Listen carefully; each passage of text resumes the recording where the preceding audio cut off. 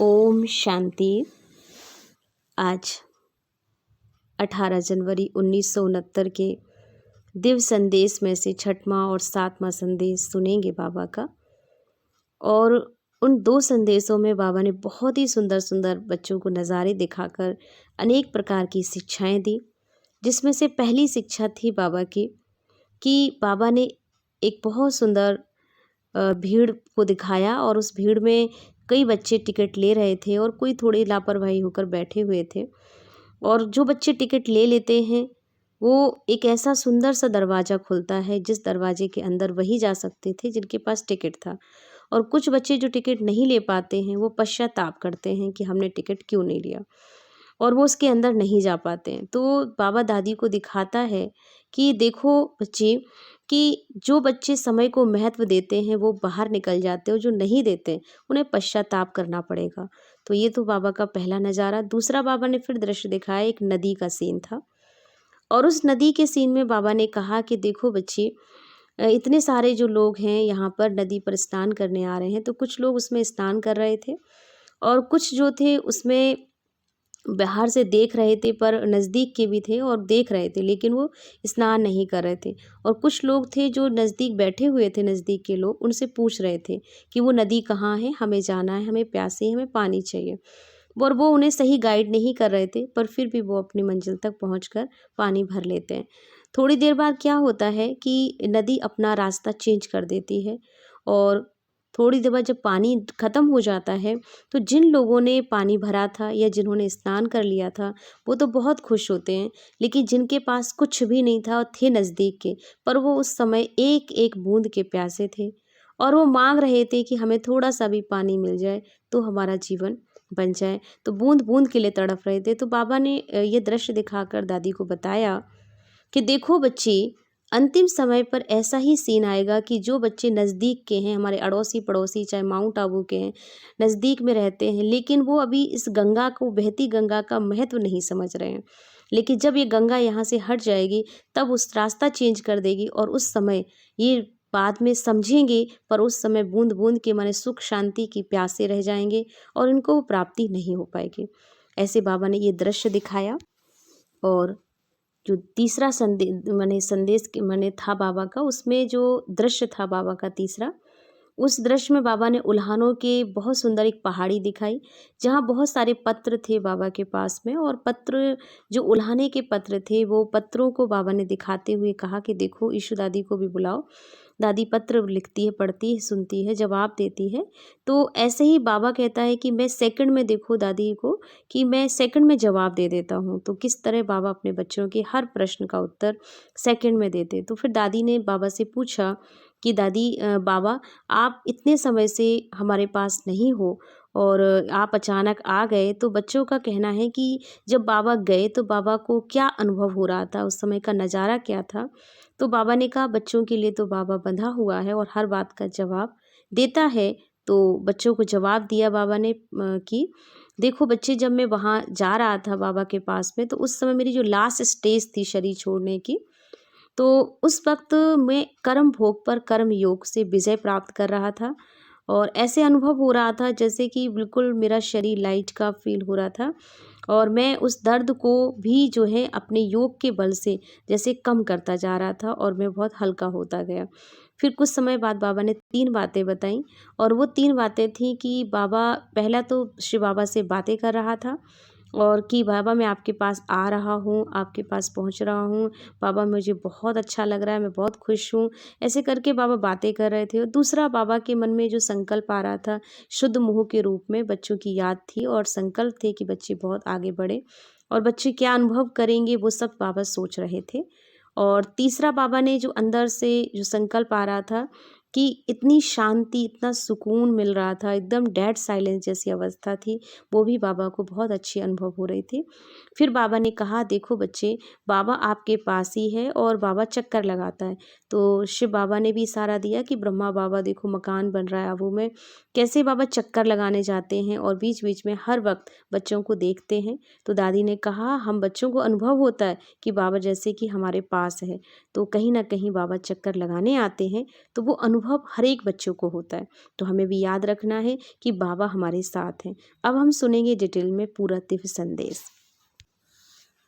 तो आज का छठवां संदेश बाबा का, जो आज जब मैं इस देह और देह के देश से परे अपने को सूक्ष्म वतन, जिसको ब्रह्मापुरी कहते हैं, वहां गई, तो परमात्मा बाप ने एक दृश्य दिखाया और बहुत बड़ी एक भीड़ देखी।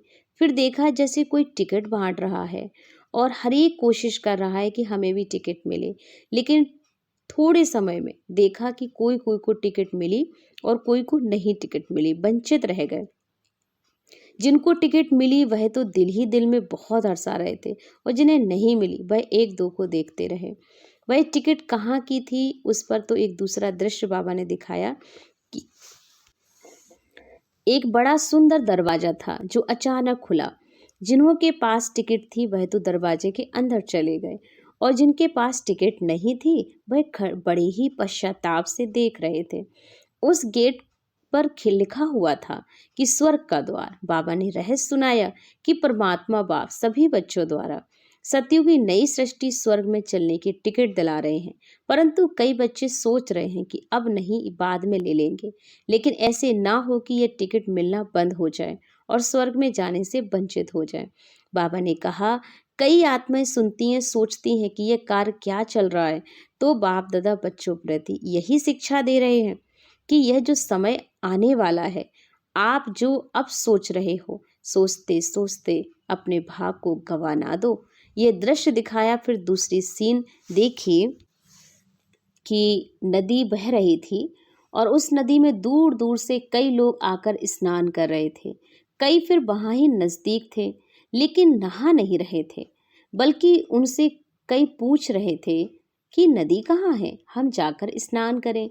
लेकिन जो नज़दीक रहने वाले थे उनको नदी में स्नान करने का महत्व नहीं था, और जो प्यासे थे उनको भी उस प्यास का मूल्य कम कराते थे। फिर बाबा ने कहा कि बच्ची, यह जो ज्ञान गंगा है ना, गंगा के नज़दीक आने वाले आबू निवासी दूर दूर से आकर तो इसमें स्नान करते हैं, लेकिन यहाँ वाले इस महत्व को ना जान उनको डालते ही रहते हैं। तो कहाँ ऐसे ना हो कि भूल में रह जाएं। इसलिए बाप दादा के सब बच्चे हैं, भला आज्ञाकारी बच्चे नहीं हैं, फिर भी बच्चे तो बाबा के प्रिय ही है ना। तो बच्चों को बाबा शिक्षा दे रहे हैं कि अमूल्य समय जो ज्ञान गंगा में नहाने का मिल रहा है वह कभी गवा ना देना। फिर थोड़े समय में देखा कि कईयों ने तो स्नान किया, कईयों ने जल को भर कर रखा, लेकिन कुछ समय के बाद नदी ने रास्ता पलट लिया, और जिन्होंने नहीं नहाया, ना भर कर रखा, वह औरों से ही एक दो बूंद मांग रहे थे, तड़फ रहे थे। तो बाबा ने कहा ये समय अभी आने वाला है। फिर बाबा ने सभी बच्चों के प्रति एक महामंत्र की सौगात दी। बाबा बोले, एक तो मुझ परम पिता की याद में रहो और अपने जीवन को पवित्र और योगी बनाओ। यही बाप दादा ने स्नेह के रिटर्न में महामंत्र की सौगात सभी को दी। तो ये बाबा के हमने दिव्य संदेश सुने, जिसमें से 7वां संदेश अब सुनेंगे। आज जब मैं वतन में गई तो जाते ही क्या देखा कि शिव बाबा और अपना ब्रह्मा बाबा दोनों आपस में बैठे थे, और सामने जैसे एक छोटी पहाड़ी बनी हुई थी। वह किसकी थी? क्या देखा कि ढेर के ढेर पत्र थे, इतने पत्र थे, इतने पत्र थे, जैसे कि पहाड़ियाँ बन गई थी। जैसे ही हम पहुंची तो ब्रह्मा बाबा ने हमको देखा और कहा, ईशु कहाँ है? इतने पत्र हो गए हैं। मैंने कहा, बाबा मैं आई हूँ, कहाँ ईशु बच्ची को भी साथ ले आई हूँ ना, देखना ईशु बच्ची है, मैं 2 मिनट में इतने सारे पत्र पूरा कर देता हूँ। शिव बाबा तो साक्षी होकर मुस्कुरा रहे थे। इतने में देखा कि ईशु बहन भी वहाँ इमर्ज हो गई, और ईशु का चेहरा बिल्कुल ही शांत था। बाबा ने कहा, बच्ची क्या सोच रही हो? आज तो पत्र का जवाब देना है। उसी समय जैसे साकार वतन का संस्कार पूर्ण रीति से इमर्ज था। मम्मा खड़ी होकर देख रही थी। इतने में ही शिव बाबा ने ब्रह्मा बाबा को कहा, आप कहाँ हो? बतन में बैठे हो? फिर 1 सेकंड में ही रूप बदल गया। बाबा ने कुछ कहा नहीं, एकदम जैसे डेड साइलेंस हो गए। इतने में बाबा ने मुझे कहा, बच्ची यह पत्र खोल कर देखो। मैंने कहा बाबा पत्र तो ढेर हैं। बाबा ने कहा बच्ची इसमें तो 1 सेकंड लगेगा, क्योंकि सभी में एक ही बात है। इसके बाद बाबा ने सुनाया कि सभी पत्रों में बच्चों के उल्हाने हैं और पत्रों में सभी उल्हाने ही थे। अब देखना बाबा बच्चों को रिस्पॉन्ड करते हैं। देखना 1 सेकंड में सभी को जवाब दे देता है। फिर बाबा ने सभी पत्रों का लाल अक्षरों में यहाँ माफिक ही पत्र लिखा और पत्र में क्या था? ब्राह्मण कुलभूषण स्वदर्शन चक्रधारी नूरे रत्नों बच्चों प्रति समाचार यह है कि सभी बच्चों के उल्हानों के पत्र सूक्ष्म वतन में पाए। रिस्पॉन्ड में बाप दादा बच्चों को कह रहे हैं कि ड्रामा की भाभी के बंधन में सर्व आत्माएं बंधी हुई हैं। सभी पाठ बजा रही हैं। उसी ड्रामा के मीठे मीठे बंधन अनुसार आज अव्यक्त वतन में पाठ बजा रहा हूँ। सभी बच्चों को दिल व जान सिख व प्रेम से अव्यक्त रूप से याद प्यार बहुत बहुत स्वीकार हो। जैसे बाबा की स्थिति थी वैसे बच्चों की भी स्थिति रखनी है। यह बाप दादा का पत्र है। फिर बाबा को हमने भोग स्वीकार कराया। बाबा बोले बच्ची आज कुछ नए बच्चे भी आए हैं, पहले भी उन्हों को खिलाना होगा। फिर बतन में बाबा ने सभी बच्चों को इमर्ज करके अपने हस्तों से जल्दी जल्दी एक एक को दृष्टि देते हुए हाथों से गिट्टी खिला रहे थे। लेकिन एक एक को 1 सेकंड भी जो दृष्टि मिल रही थी उस दृष्टि में बहुत कुछ भरा हुआ था। उसके बाद फिर तीसरा दृश्य बाबा ने दिखाया कि बाबा को कहा कि सभी ने एक एक प्रश्न पूछे हैं बाबा से। तो बाबा ने कहा जो भी पत्र में लाए हो पूछ सकते हो। बाबा तो एक अक्षर में ही जवाब दे देगा। तो प्रश्न था कि सभी बच्चे पूछते हैं पिछाड़ी में समय आपने कुछ बोला नहीं। बाहर की सीन तो हम सभी सुन रहे थे, लेकिन अंदर क्या था और वह अनुभव भी सुनना चाहते थे। बाबा बोले हाँ बच्ची क्यों नहीं अपना अनुभव सुनाएंगे। अच्छा लो सुनो। तो ये बाबा आज हमें बहुत ही अच्छे अनुभव सुनाएंगे कि किस तरह से बाबा ने लास्ट स्टेज को क्या अनुभव किया।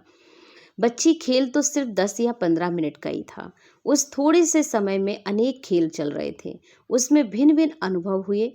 पहला अनुभव तो यह था कि पहले जोर से युद्ध चल रही थी। किसकी? योग बल और कर्म भोग की।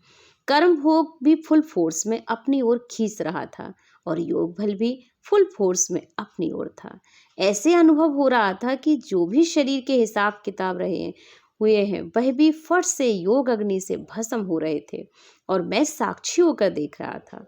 जैसे ही अखाड़े में बैठकर मल्ल युद्ध देखते हैं ना, मतलब तो दोनों का फोर्स पूरा ही था। उसके बाद बाबा बोले कि कुछ समय बाद कर्म भोग तो बिल्कुल निर्बल हो गया, बिल्कुल दर्द मुक्त हो गया। ऐसे ही अनुभव हो रहा था कि आखिरी में योग बल ने कर्म भोग पर जीत पा ली।